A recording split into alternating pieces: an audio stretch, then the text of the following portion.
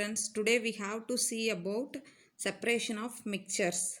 Why we separating the mixture? Mixture is a impure substance, so it want to separate it.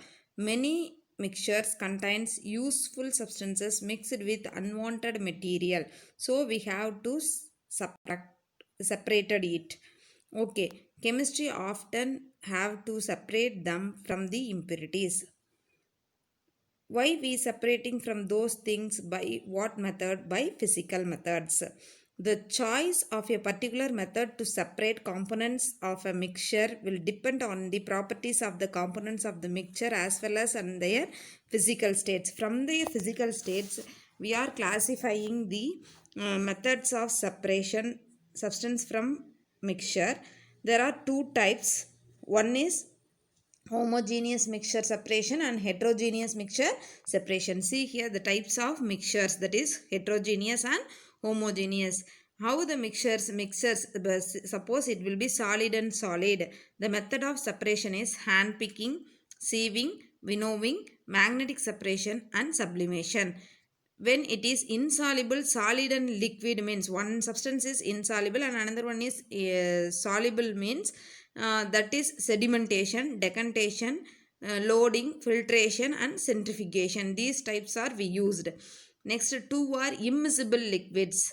Suppose it will be immiscible liquids. For example, you take kerosene and water. The two liquids are immiscible. We using separating funnel. The same way another one method also decantation.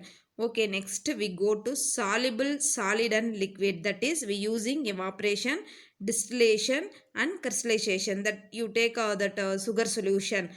Sugar is a solid and water is a liquid. We using distillation process to separate them. Next one, two miscible liquids. Suppose two liquids also miscible. We use fractional distillation. For example, you take alcohol and water. The two are miscible with each other. From their boiling point, we used fractional distillation to separate it. Okay, next, solutions of two or more solids in a liquid. We using chromatography method. This is a one new method that is used for this solid in liquid to separate them. One is movable phase, another one is stationary phase. From that we have to separate it. Okay, next we go to first method is sublimation. In sublimation, we using certain solid substances when heated changes directly from solid to gaseous state. You take camphor, for example. In our house we having camphor, you know already that camphor is directly converted into gaseous state without changing into liquid state. That is an example for sublimation. We using the sublimation.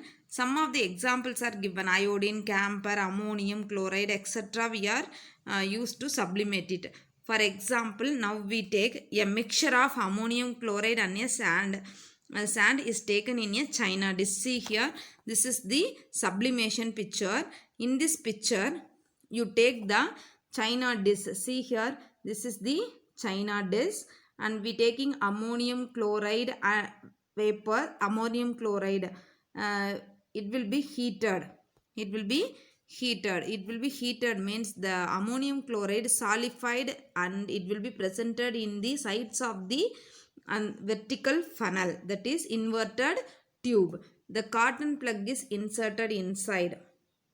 Okay, now how it will be processing? The powder mixture of ammonium chloride and sand is taken in a china dish.